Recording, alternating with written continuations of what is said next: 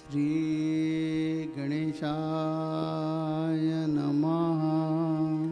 श्री सरस्वते नमः. श्री गुरुभ्यो नमः.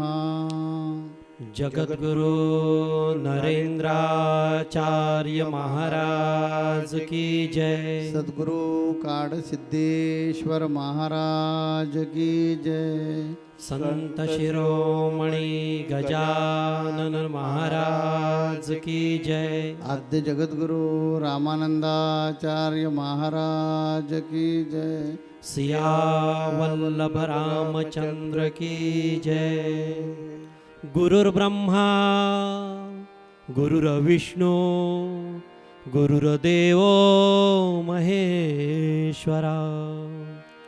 गुरुर्साक्षात् परब्रह्म तस्मै श्री गुरवे नमः. सार्थ श्री ज्ञानेश्वरी अध्याय 5वा. श्रीराम. आम्ही मागान सांगितले जे देहीचे ब्रह्मत्व पावले ते येणे मार्गे आले म्हणवनिया. आणि यमनियमांचे डोंगर अभ्यासाचे सागर क्रमोनी हे पार पातले ते.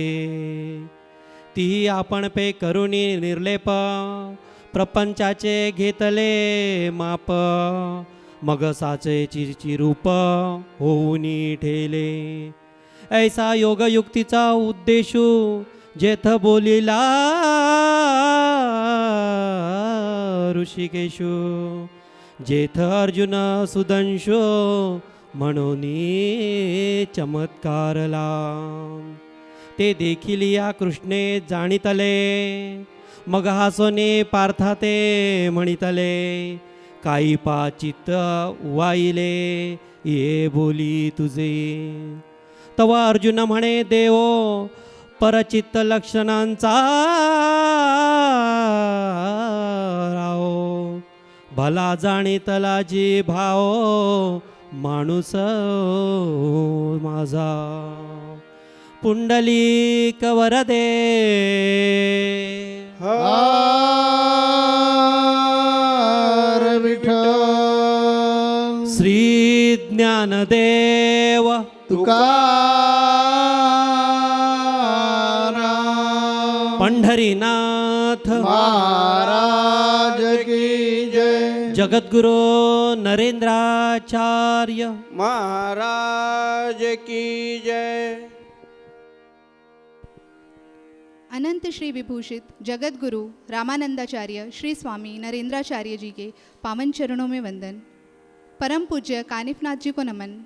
और उसी प्रकार इस सत्संग में उपस्थित सभी श्रोताओं को, सभी भक्त व शिष्यों को मेरा सांप्रदायिक श्री गुरुदेव. पिछले सत्संग में हमने सुना, जगतगुरु श्री ने हमें बताया कि अब धीरे धीरे भगवान श्री कृष्ण ज्ञान मार्ग व कर्म मार्ग से योग मार्ग की ओर बढ़ रहे हैं. योग मार्ग के विषय में अर्जुन को अब वो बता रहे हैं. और इसी बारे में बताते हुए श्री कृष्ण अर्जुन से कहते हैं कि हे अर्जुन, जो योग मार्ग के अभ्यासक होते हैं, जो योग मार्ग के साधक होते हैं, वो हमेशा ध्यान में मग्न रहते हैं. और ईड़ा, पिंगला तथा सुषुम्ना, ये तीनों नाड़ियों का जहाँ संगम होता है, अर्थात अपने दोनों बाहों के बीच में जहाँ इनका संगम होता है, वहाँ पर ये क्या करते हैं, अपने ध्यान को केंद्रित करते हैं. और प्राण तथा अपान वायुओं को नियंत्रण करके ये हमेशा एक ही लक्ष्य की ओर अपना ध्यान केंद्रित करते हैं, वो है मोक्ष. और इस प्रकार से मोक्ष की ओर जब वो अपना ध्यान केंद्रित करते हैं तो धीरे धीरे वो साधक से सिद्धावस्था की ओर जाते हैं. और इसी शरीर में रहकर वो ब्रह्म स्वरूपी बन जाते हैं. आगे भगवान श्री कृष्ण इसी योग के विषय में अर्जुन से कहते हैं, भोक्तारम यज्ञ तपसाम सर्वलोक महेश्वरम सुहृदम सर्वभूतानाम ज्ञात्वा माम शांतिम रक्षति. अर्थात भगवान श्री कृष्ण कहते हैं कि हे अर्जुन, मुझे समस्त यज्ञों का तथा तपश्चर्यों का भोक्ता जानकर व मुझे ही समस्त जीवों का, समस्त प्राणियों का, समस्त देवों का हितैषी जानकर जो कोई मनुष्य कृष्ण भावनामृत में पूर्ण होता है, वो क्या होता है? इस दुख रूपी सागर से तर जाता है। इस दुख रूपी सागर में भी वो शांति को प्राप्त करता है। और जैसा कि मैंने तुम्हें पिछले श्लोक में बताया कि कुछ लोग, कुछ मनुष्य इसी शरीर में रहकर क्या करते हैं? ब्रह्म स्वरूप को प्राप्त कर लेते हैं। तो वो किस प्रकार से? यहाँ पर भगवान श्री कृष्ण ने योग मार्ग को शुरुआत किया है, योग मार्ग की शुरुआत की है। तो योग मार्ग पर ही यहाँ पर उदाहरण बताया गया है। वो कहते हैं कि हे अर्जुन, वो ब्रह्म स्वरूपी कैसे होते हैं वो साधक? उसके लिए भी उन्हें क्या करना पड़ता है? यम नियम रूपी पहाड़ों को पार करना पड़ता है। और उसके साथ ही साथ योगाभ्यास रूपी जो सागर होता है, उस सागर को पार करके उस किनारे तक जाना पड़ता है। अर्थात ही वो किनारा अर्थात ब्रह्म स्वरूप का किनारा। जब वो योगाभ्यास करके उस पार जाते हैं तो उसे क्या कहते हैं?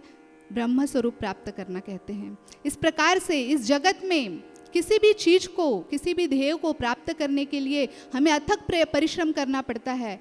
बिना परिश्रम के, बिना संघर्ष के यहाँ इस संसार में कुछ भी प्राप्त नहीं होता। उदाहरणार्थ, एक बच्चा अपने बगीचे में घूमता हुआ टहलता रहता है। उसे एक कोष दिखाई देता है जिसके अंदर से तितली का जन्म होने वाला रहता है। तितली बाहर निकलने को उत्सुक रहती है। वो जाकर वहाँ बैठकर गौर से उसे देखने लगता है। उस कोष से वो तितली बाहर आने का बहुत प्रयत्न करती है, अथक प्रयत्न करती है, और इतने प्रयत्नों द्वारा भी वो बाहर नहीं आ पाती। उसे देखकर वो बच्चा थोड़ा दुखी होता है। उसे लगता है मैं इसकी सहायता किस प्रकार से करूं। थोड़ी देर रुकने के बाद भी जब वो तितली बाहर नहीं आ पाती तो बच्चा ही सहायता करके उस तितली को बाहर निकाल देता है। और जब वो तितली बाहर आती है, उड़ने का प्रयत्न करती है, किंतु कुछ ही पलों में वो गतप्राण हो जाती है, वो मर जाती है। बच्चा बहुत आश्चर्यचकित होता है कि ये क्या हुआ, आखिर ये कैसे हुआ।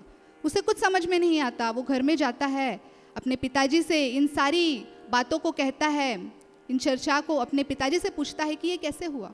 तो उसके पिताजी तब कहते हैं कि उस तितली की तुमने सहायता नहीं करनी चाहिए थी, क्योंकि कभी कभी क्या होता है, अज्ञान से की गई सहायता भी घातक सिद्ध होती है। इसलिए अज्ञानतावश हमें कभी भी परोपकार भी नहीं करना चाहिए, अज्ञानतावश सहायता भी नहीं करनी चाहिए। उसे जानकर कि हाँ हम इसकी सहायता कर रहे हैं, सही रूप जानकर ही उसकी सहायता करनी चाहिए। इसलिए उसके पिताजी कहते हैं कि तितलियों का जो प्राण होते हैं वो उसके पंख में बसे होते हैं। और अथक परिश्रम द्वारा, बहुत परिश्रम के बाद, इतने संघर्ष के बाद जब वो तितली उस कोष से बाहर निकलती है तभी वो उड़ पाती है, तभी उसके पंखों में इतनी शक्ति आती है। यही बात, इस घटना को ही भगवान श्री कृष्ण और अर्जुन के बारे में हमें समझना है कि भगवान श्री कृष्ण जो हैं वो एक ही पल में अर्जुन को आत्मज्ञान प्राप्त करवा सकते हैं, उसकी कुंडलिनी जागृत करवा सकते हैं। क्योंकि योग मार्ग में कुंडलिनी जागृत होने को ही आत्मज्ञान प्राप्त होना कहते हैं। किंतु वे ऐसा नहीं करते। उस बच्चे की भांति, जैसे बच्चे ने तितली की सहायता की थी, उसी भांति भगवान श्री कृष्ण भी अर्जुन की सहायता कर सकते हैं। किंतु वो जानकार हैं, वो बच्चा अज्ञानी था, भगवान श्री कृष्ण ज्ञानी है। वो जानते हैं कि अगर मैं इसकी सहायता कर दूं तो इससे अर्जुन को कोई भी उपयोग नहीं होने वाला है। क्योंकि जब हम अथक परिश्रम द्वारा, योगाभ्यास द्वारा उस आत्मज्ञान को प्राप्त करते हैं, तभी हमारा शरीर, हमारा अंतर और बाहर दोनों परिपक्व होता है उस आत्मज्ञान को प्राप्त करने के लिए। और जब तक हम उस आत्मज्ञान को प्राप्त करने के लिए परिपक्व नहीं बनते, तब तक उसे प्राप्त करना कठिन है, उसे प्राप्त करना असंभव है। इसीलिए भगवान श्री कृष्ण अर्जुन से कहते हैं कि हे अर्जुन, तुम चाहे किसी भी मार्ग से जाओ, अध्यात्म के किसी भी मार्ग से जाओ, किंतु तुम्हें उस मार्ग के अभ्यास को करना ही होगा। इस योग मार्ग के बारे में सुनते हुए अर्जुन अत्यंत ही उत्सुक हो जाता है और मन ही मन प्रसन्न होकर भगवान कृष्ण की ओर देखने लगता है।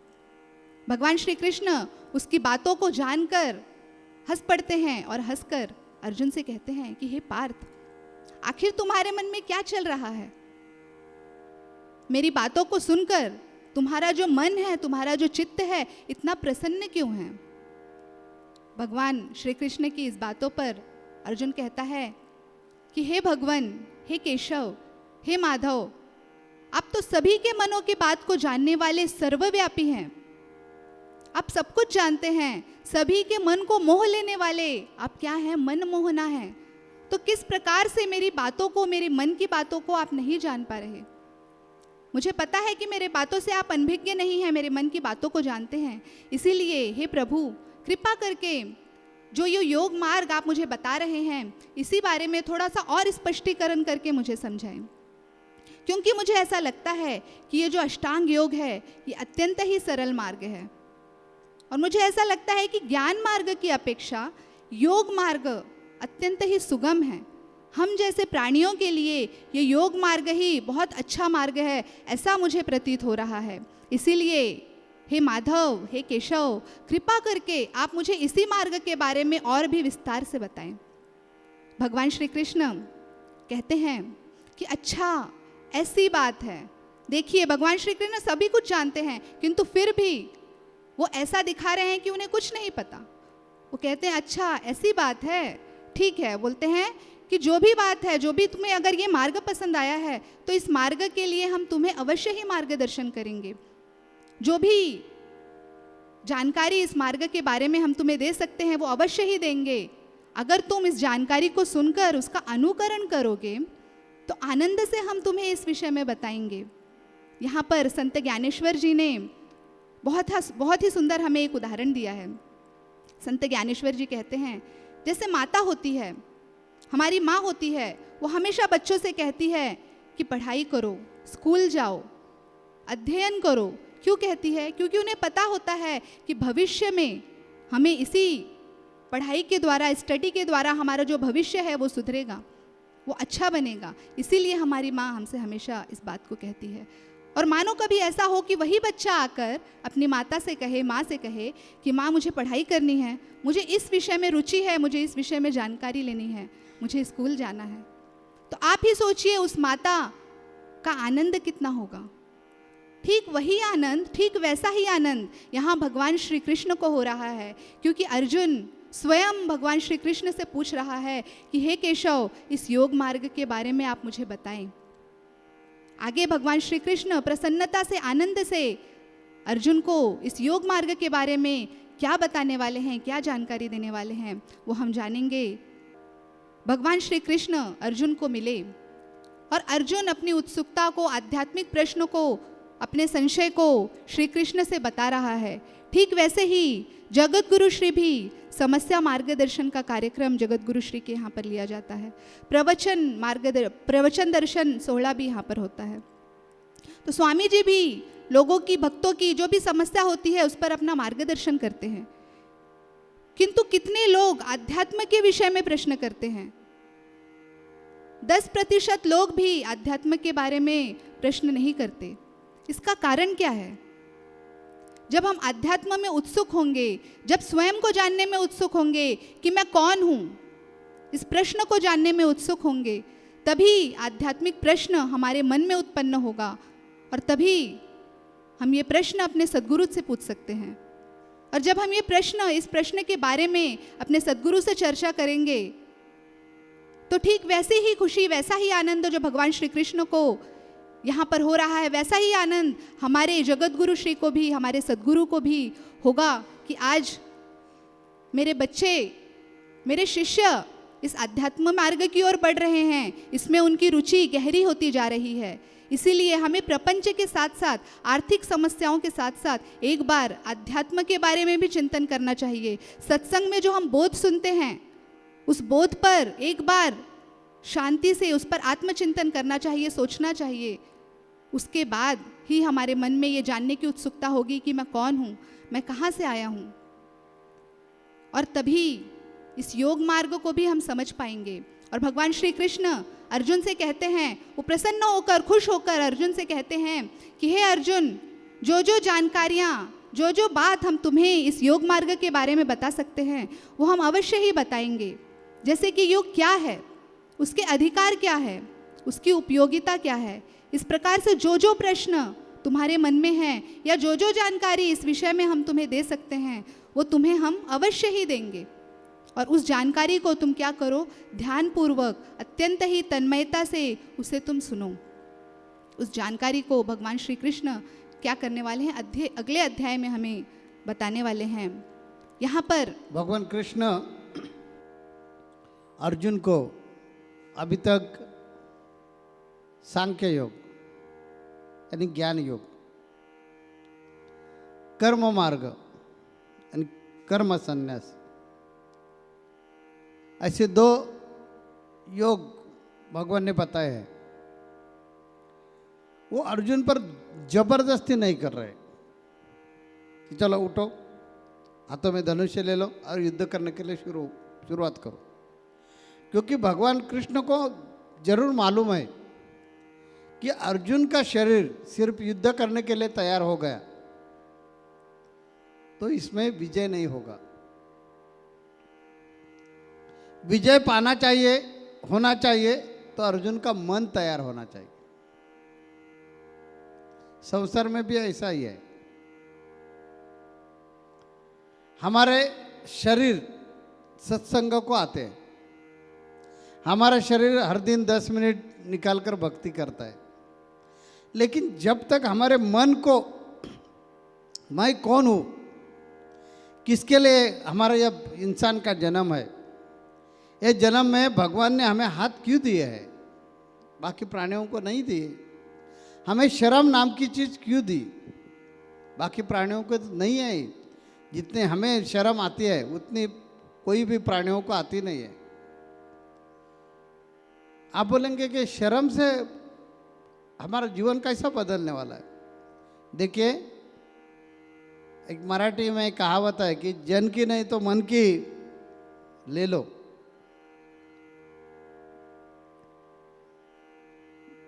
जन की शर्म नहीं है, जन को आप यानी लोगों को आप शर्माते नहीं है, तो कम से कम आपके मन को तो शर्माइए।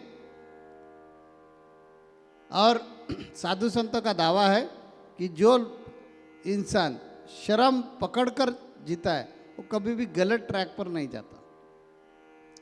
भगवान ने ये इंसान का जो जन्म दिया है ना हमें, ये इंसान के जन्म में बहुत यानी बहुत दिया है, जो बाकी कोई भी प्राणियों को दिया नहीं है। आपको लगता है ये शर्म में क्या है, लेकिन जिनको शर्म लगती है, आती है, वो कभी भी गलत मार्ग पे नहीं चलेगा। वैसी शर्म हमारे मन को लगनी चाहिए कि अरे भगवान का कितना हमारे ऊपर उपकार है। उन्होंने 84 लाख योनि में सिर्फ और सिर्फ एक योनि पर ज़्यादा कृपा की, वो है नरदेव यानी तुम्हारा हमारी योनि। उनके सब संतान हैं, हर जीव मात्र भगवान ने ही पैदा किया है। तो भगवान ने पैदा किया है तो उनके संतान है वो। संतान होकर भी भगवान ने जितना हमें दिया ना उतना बाकियों को, बाकी कोई भी प्राणियों को 83,99,999 योनि को दिया नहीं। हम हंसते हैं, बाकी प्राणी हंसते नहीं हैं। ये हंसने की कला हमें इसलिए दिया है कि हमारे में जो रजोगुण और तमोगुण से हम जो बिल्कुल ताठर बन जाते, कड़क बन जाते, हमारे में जो अहंकार आता है वो अहंकार का विनाश होता है। जो आदमी हंसता है लेकिन छद्मी हंसना नहीं चाहिए, यानी विकट हास्य नहीं चाहिए। दुर्योधन ने ऐसे ही विकट हास्य किया था, इस कारण तो ये कुरुक्षेत्र पर आ गए ना। गणेश जी को चंद्र ने देखकर उन्होंने उनके ऊपर हास्य किया था, तो उनको शाप मिला ना। गणेश जी ने शाप दिया कि आपका मुंह कोई भी नहीं देखेगा। बाद में सब देवता ने गणेश जी को समझा और बोले कि अरे इतना सुंदर है वो चंद्र, और ये सुंदर चंद्र को किसी ने देखा नहीं तो फायदा क्या है, उनको उशाप दे दो। तब गणेश जी ने उशाप दिया है कि गणेश चतुर्थी के दिन जो इनका मुंह देखेगा उनके ऊपर चोरी का आरोप हो जाएगा। लेकिन हर संकष्टी को, हर महीने में जो संकष्टी आती है, वो संकष्टी में मेरा व्रत रहता है, तो मेरे व्रत की सांगता होने के लिए उनका मुख देखना ही चाहिए। इस कारण हम गणेश संकष्टी जो पकड़ते हैं, संकट चतुर्थी पकड़ते हैं, वो चतुर्थी को गणेश जी का यानी चंद्र का मुख देखते हैं, बाद में उपवास की सांगता होते हैं। तो यह हंसने की कला भगवान ने हमें स्पेशल दी है। कभी कुत्ता हंस रहा है ऐसे आपको देखने को नहीं मिलेगा, भैंसा कभी हंस रहा है ऐसे देखने को नहीं मिलेगा, रोता है ये देखने को मिलेगा, लेकिन हंस रहा है ये कभी देखने को नहीं मिलेगा। हमें शर्म दी है, हमें कर्म करने का अधिकार दिया है। हम हमारे मन में जैसा है वैसे अर्जुन कर्म कर सकते हैं। हमें युद्ध करने का है तो युद्ध कर सकते हैं, हमें युद्ध नहीं करने का तो नहीं कर सकते। युद्ध क्यों करना चाहिए ये समझने की भी शक्ति जो है, क्षमता जो है, वो हमें मिल गई है। बाकी कोई भी प्राणियों को वो क्षमता नहीं है। तो हमने सोचना चाहिए कि ऐसा अनमोल देह भगवान ने हमें दिया है, तो भी हम उसका इस्तेमाल किसके लिए कर रहे हैं? सिर्फ खाने पीने के लिए और हमारे अलग अलग प्रकार के शौक, इच्छा की तृप्ति के लिए ये सब हम करते हैं। हम ये कभी भी सोचते नहीं है कि जिन्होंने हमें पैदा किया है वो कैसा है। संत पुरुष है सोचते हैं।